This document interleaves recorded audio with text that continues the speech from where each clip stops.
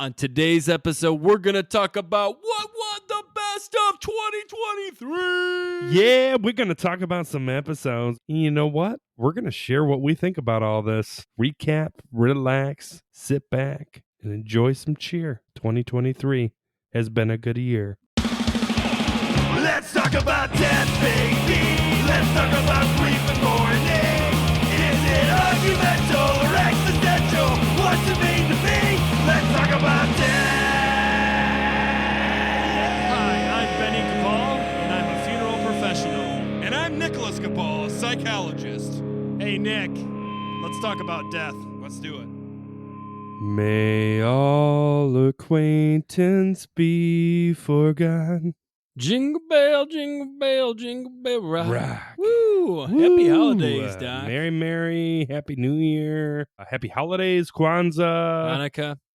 It's all there, baby. We're missing some, but for all those, we are very inclusive. We want everybody to have a safe and blessed, happy holidays. Well, you know, Nick, as we put 2023 in the bank, today I think we're just going to talk about this year, like what are best, some of our episodes, talk about like, you know, maybe some things that have been happening to us. Can we talk about 56 countries listening in? That's amazing. I'm not going to be mad at the 57th, but come on now.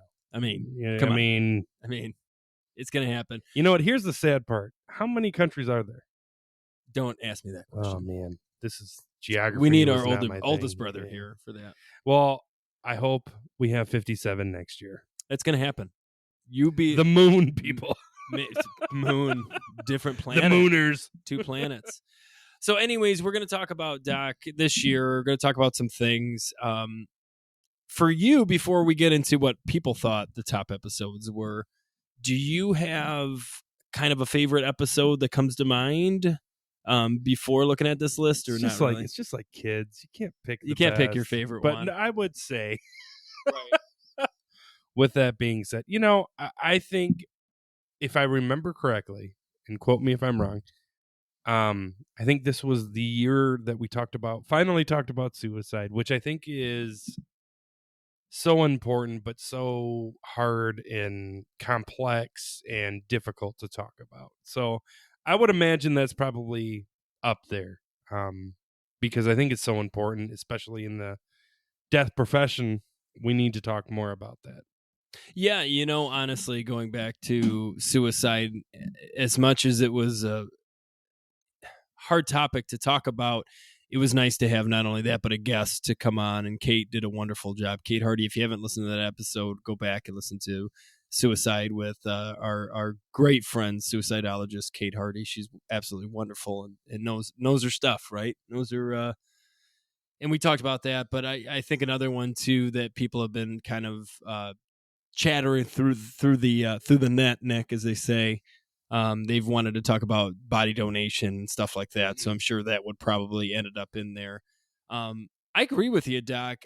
You know, through the year, right, we have a lot of episodes, a lot of conversations, but to be honest, I'm just very floored that we're still doing this. I'm floored that people are still, 56 countries are really into this. Mooners, you're next. And just really want to, but before we get into some of these numbers and thoughts, I do want to take a second for everybody who is listening to this, especially during the holidays, because as much as we're going to have some fun and talk about some things that have been really awesome for Doc and I know Doc knows, and we all here at Let's Talk About Death know that the holidays can be a very, very triggering time for a lot of people. And a lot of you are going through some very, very rough times. And you're not alone, and you're not crazy to think that you're being bah humbugged by not being able to fully experience the holidays because you're dealing with grief and loss. And for that, our hearts go out to you. And also, if you're struggling with isolation or you're struggling with hurtful thoughts, please get a hold of somebody. Please contact somebody. There are people out there. All right, let's just be real. If you are suicidal and want to kill yourself, please reach out to someone. Let someone help you. let's not beat around the bush, Ben. Let's Yeah, call what it is. there's professionals out there that can help you. I'm just I know, have 2 challenges for all the listeners out here. Between this episode, whenever you hear this episode, I challenge you one thing to take a moment and remember someone who you have lost. And it may be a pet, it may be a person, it may be a home, A job. whatever it is. And just reminisce on that for a second. And then 2, if you know someone who has recently lost someone in the last year, send them a text. Just say, hey, thinking about you. Hope you're doing well. Because you don't know how much that means to people. way better especially than around any the holidays. Christmas card. you could Way send. better. I mean, if you can show up at their house, that would be even better. Right. I get it. Especially because COVID's over, and not over, but you can go and actually do that now. There are so many people out there that are hurting during this time. You know, we talk about the poor a lot, but we don't talk about the grieving, which I think is so important. So please go out and reach out to friends, family, or acquaintances that you know have lost someone very near and dear to their heart. Thank you. Now, going back to this, Doc, so I'm going to read you the top episodes looking off my handy-dandy notebook. So our number 1 was Suicide with Suicidologist Kate Hardy. Surprise, surprise. Yeah. Number 2 was Sudden Deaths. Does that surprise you? You know, no, it doesn't, because I think that's a traumatic death that a lot of people don't talk about, and I think it's it's important to reminisce. This one surprises me. Fight or flight mode, and I brought this one to No. the table. I think this is such an important cross between psychology and death workers. But I remember going through the episode, and you were like, "I don't even know where you're going with this. I have no idea what you're trying to accomplish by this episode." You know, I think that's something, you know, we do behind the scenes that a lot of listeners don't know is you know, Ben tends to you know, ramble. Ben tends to talk about you know, things like that, and I try to bring him in or relate it to psychology, and vice versa. I would imagine there's sometimes I get too psychologically inept, if you will. Is that the right word? Inept? I don't think No, that's, it's I not don't right. think that's the word you're searching Apt. for. Apt. Sure. I just when I seen this was number 3, I'm kind of floored. Never would have thought this would be our third. All right, what's number 4? Number 4, body organ and tissue donation. Yeah, that makes sense. I think a lot of people are just honestly interested in that. You know, there's a lot that goes behind the scenes. And we also had an awesome guest on to talk about that actually filled us in with a lot of that from our local. Very knowledgeable. And I think that's the thing is, like, I think a lot of people hear about this, you know, they're told about on the back of their license to, you know, sign their name, but I wonder how many people really think about what the process is, what that looks like. If you haven't listened to that episode, I think it's important just to be aware. Oh, absolutely. And I just thought of how awesome it was, the respect and the time that they put into that too. It's not just, hey, you're an organ donor, here we go. You know, like there's a science behind your organs. it's very vampire-esque. And then number 5 was the things we leave behind, which I also thought was an interesting. But I also thought when we kind of workshop that, Doc, I thought, man, that's a cool I think you brought that one to the table. And I'll be honest, it's amazing what we hear people find in people's houses, or That's just again, it's one of those things that you would think we talk about on a normal basis of what to do with, you know, grandpa's urn or whatever, but like we don't. And I just have, you know, spoiler alert to all the listeners out there, I tend to bring up things that tend to appear in my office when it comes to helping people through their grief.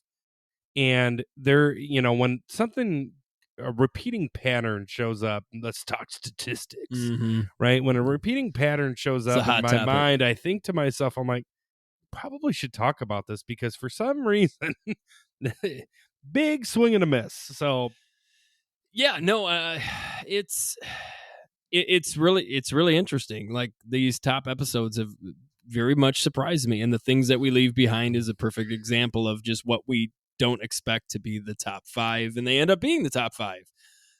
But For you, Doc, 2023, is there anything interesting that has happened because of the podcast to you? Like, have you come across people talking about it, or maybe just even your own existential thoughts into something new that you... It's really interesting for me. I feel like Let's Talk About Death is it should count as my it should count as my CEUs, because I feel like I do a lot of groundwork when I have a topic, especially a topic that I bring to the table. I do a lot of behind the scenes research and reading, and it to me, it's a great way for me to stay in touch with, new research or new statistics, or just, sometimes it's good to have a refresher course, because especially with grief, there, we could bounce around to 90,000 topics, right? And to be an expert in grief, right, you'd have to be an expert in all these 90,000, right? Or at least most of them. And I'm going to be honest with you, it's almost impossible to get to that point. Maybe when I'm 80, and my brain's still intact, I might get there. But there is just so many topics and so many things that I have to refresh myself in thinking of. So again, to answer your question, sorry, ADHD went off there. I would imagine that the best answer I have for you is this is a great reminder for me to question what I believe, and to also continue to research, continue to listen to other people's experiences, and think about how I actually interpret information. So I guess that would be I'm going to be honest with you. The most impactful thing that I found this year is the emails coming in. There has been some very, very lengthy, very, very awesome emails that have put things into, when we talk like this, Doc, it's you and I in a room. There's nobody here, or at least we don't think nobody's here, right? There's always someone here, but sure. But my thing is you never really kind of consider that there's all these people, looking at these statistics that are listening to this out there in the world. And so when you get an email that says something like, "Oh my gosh, this hits home. This is exactly the kind of struggles I've been dealing with. You've helped me with a lot of what's going on." It's really impressive. And I'll be honest, there has been some really nice things through the chatter, through email. So I really appreciate all of you that have reached out, because there was a couple times I think Doc and I both had some touching emails that actually kind of hit the buttons a little bit on both Doc and I. And that was one good thing. Another good thing, Doc, I never thought I'd be writing abstracts. That's interesting. That's an interesting thing. Yeah, it's fun. It's a good time. It's so funny. The listeners out there, Benny walks in and talks about how he's writing an abstract, and I think to myself, the dreaded dissertation. Ooh. To anybody out there listening who's written a dissertation, my heart goes out to you. and I nod, because again, I always struggled with writing and reading, honestly, to be fair, to be frank. So to anybody who's gone through that process, they know the heartache. So I've wrote some abstracts, which is really interesting. It's a whole new ballpark for Benny Boy. And then the other thing that's really been awesome since this, and I think it's helped, is now I've talked to three schools, and I'm in talks with another school on going in and talking about grief education. So that has really helped. And I think something that you explained too is it's interesting that I think when we first started this, we thought we were going to more have a platform to educate the public. But in all honesty, I find that we're educating ourselves more than we are the public, or at least I am, in my opinion, and I don't know, maybe this is just my opinion subjectively, but I think I am a way better funeral director because of this than I ever would have been without it. I think it's opened up our world to other people that are going through it, but also opened our eyes to, what I think I see every day. And then you kind of putting it in a perspective where, looking at it through their lens, it's a completely different atmosphere. So I this year is, I've been learning that for 2 years, 2.5 years, whatever. We've been doing this forever, 3 years now. Gosh, we've been doing it for a while. But this year has been absolutely wonderful with the contact back. I feel like every year now we're getting more and more emails in, we're getting more and more questions. And I feel like I'm coming across more people in the public that I'd have no idea would have thought would be listening to our podcast. And it's honestly incredible. 2023 has been a very good year. On to 2024 though.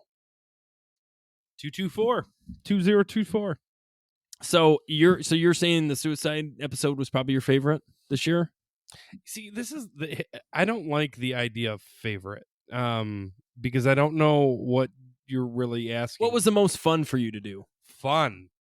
Like you were like, ooh, I cannot wait to just skip on down there and do this episode. You know, I really enjoy doing, and I understand why I didn't become top, but I really enjoy doing what is our future goal episode. Oh, that was cool. To really, but I also understand for listeners who like care less what Benny wants to do after this. Did that kind of put things in perspective for you? This is, I think, the more important question would be the most impactful. I think, in doing this, there's a couple episodes that I will always think about, and the school shooting episode still gets me. I don't think we've done. Have we done child death yet? Yeah, we have. Okay. In a roundabout way. We haven't done an episode to that yet. I don't think we've done a specific case, if you get my drift. Yeah, I think we need to. Yeah, we'll come to it. We'll come back to it. I think those are the episodes that really I have to. As a therapist, it's interesting. There's some sessions that I will never forget because of the impact that it had on me, my emotional awareness or emotional being welfare. Those are normally the ones that I have to think of countertransference and stuff like that. And, it's one of those things that, like an episode of talking about suicide or talking about school shootings, like, I don't know if anybody out there understands the torment, if you will, of dealing with death on a daily basis and what that looks like. I know that sometimes it probably comes across that we are callous, but I also think that that's a suit of armor that we have to wear sometimes, because thinking about this stuff on a daily basis is exhausting, and it's hard, and it's you come into this zone with Benny and I, and we use humor, and we try our darndest, if you will, for you to not go away bored. But at the same time, like, there is a lot of toll that we put on ourselves to do what we do on a daily basis. And I think that's the one thing I'd take away. I try to do from doing these episodes is always checking in on my self-care. And I think sometimes as therapists, it's easy to get into struggles with whether or not you're doing good. I really do believe that this is good. And I hope that all the listeners out there, appreciate what we do, because this is not easy to do, and it's not easy to talk about. It's not easy to talk about it for over 3 years now, too. Which we've been talking about it since we were born. But no, actually, it's been interesting. It's interesting you bring that up. I was just talking to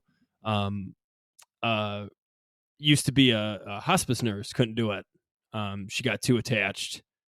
And it was interesting. No, so she did do it. She did. Well, you know what I mean. She did it. She did it for over 10 years, and then it got too much. And it was interesting because a lot of that conversation, we really didn't need to actually exchange words. There was a lot of her looking at me and me looking at her, and I could see that there was an extra kind of understanding even before words were really addressed. And it's real. The nonverbal. And even when I go see some of my college graduates that graduated with me, and I see them when they've been out in the field over 10 years, like myself, and it's an interesting how this job has aged a lot of them, not necessarily physically, but emotionally and mentally. And also, it doesn't surprise me that a lot of them aren't in this career path anymore. And I'm sure, Doc, you know all about that well with the psychology field as well. But yeah, I think it's amazing. I think it's awesome. And I think 2023 was a good year. Well, you know what? I think we need to do what we do best and answer some of these Q&As that come in. Are What do these you the think? last Q&As of the year? Are we going to have another episode? No. This This is the probably- last this is- Q&A. You made it. Whoever is out there. Q&A, everyone loves that Q&A. All right, Benny, this is a long one. Don't bark at me. I feel very weird about that. Okay. The Diamond Dogs. All right, here's the question. Is this a normal processing? I like the word processing. My father passed away 6 months ago. The day was traumatizing, like a horror movie. Everyone was losing their screaming, crying, trying everything to calm down. The thing is that I felt horrible naturally, but these 6 months I've been trying to understand what I'm feeling, and it's getting harder as time goes by. I think I haven't fully processed the fact that my father is no longer there and he will never be. I stand there normally with my life, and then I remember that. I remember the death, and then I freeze. I could stay 5 days without thinking about my father and then remember it all of the sudden. Also, when I get sad about it, I understand that there's no solution to this problem and that he's there, watching me and helping me. But there's another part of me that gets very angry and sour. I definitely have turned very cynical. Sometimes I can't believe that I'm never seeing him again, or that he's never going to show me music. It's so unfair to lose him at 20 years old. I miss him so much and I need him every day. No one compares to him. Well, I mean, we just literally talked about traumatic grief. Well, and I just want to start with what a sentiment to that person, that there's nobody that will ever compare to him. But I think that's the truth, though. That's the crappy part of death, right? Is that you're not going to. There, no one ever will. You know, it's the idea of always trying to. I think we as humans, we try to like replace.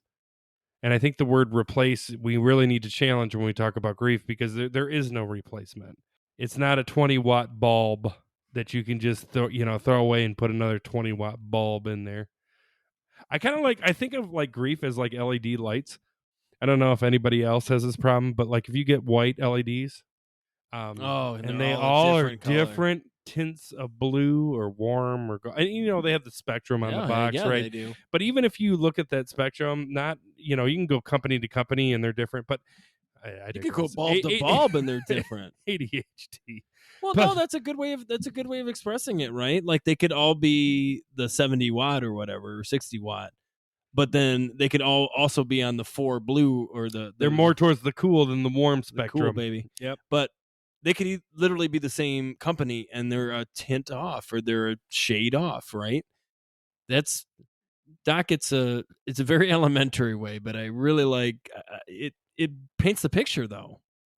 I'm sorry to all the listeners out there. I'm a very visual person, so I tend to look at life Visually. and issues as visual problems. As he literally just told me to change a light bulb. I did literally change a light bulb. That's why it's in my head, but like it made sense in my mind at the moment. Going back to this question, the first thing I thought was, and I don't know if he wrote this right when he's 20, but this is really in depth. And I gotta give him credit. I'm assuming it's a guy, right? It doesn't say. There is no gender. I don't know why, Doc, but I had a very I don't think masculine feel to this. It doesn't say. You're right. I don't think it says. But I don't know. It just the way that the pain is. It comes across like a very. You know what though? It's so interesting. Did you say the opposite? It's so interesting. When I was reading this, to me it felt very feminine. No, I was going to say it's a very, very empathic male. Like that's how I read it. Interesting. That's interesting that we both took different genders just from the conversation of the It's That's- interesting. yeah, That's this is- really interesting. Mhm. Well, because I was thinking male grief, and I was also thinking traumatic grief, right from the beginning, right? Because obviously he lost his dad unexpectedly. Well, you know, Or her I- dad, you know, it's unexpected. interesting because men tend to go very logical, where women tend to go more emotional. And the idea of processing is a very logical way of exploring it. Like when I said robotic, Mm-hmm. and I don't mean that in a negative sense. I just think that Assessing, maybe right? you're right. Maybe you're right. But if this is, But there was the shish, right? Was that literally in there? he or does did, it- or does or it say- he or she or they said they did say shh. Okay, all right, that Shh, seems it. that does. But there's a lot of emotion that goes in there too. It's a There's lot of emotion, but it's it's very very. well I written. love and again, I'm going to go back to this because the we haven't talked about quotations. problem in quotes Mm-hmm. because it is not a problem. I It think is not a. It is that could be not a their way of problem. just. I have no better word for. Well, no, because the idea is they wrote the word no solution. So to put that with there's got to be so a problem. if there's a problem, there's a solution, or if there's not, yes. So the problem I have with it, though, the problem, the problem I have with Zinger. it is that the acknowledgement that there's a problem. There's not a problem with grief.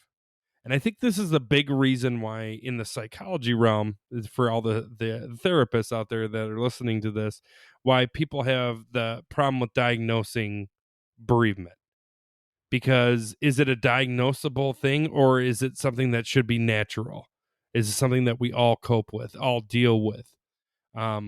Is it, because the idea of a diagnosis is that there is something psychologically wrong, right? There's or psychologically different, or something that we can tell the insurance company we're working on.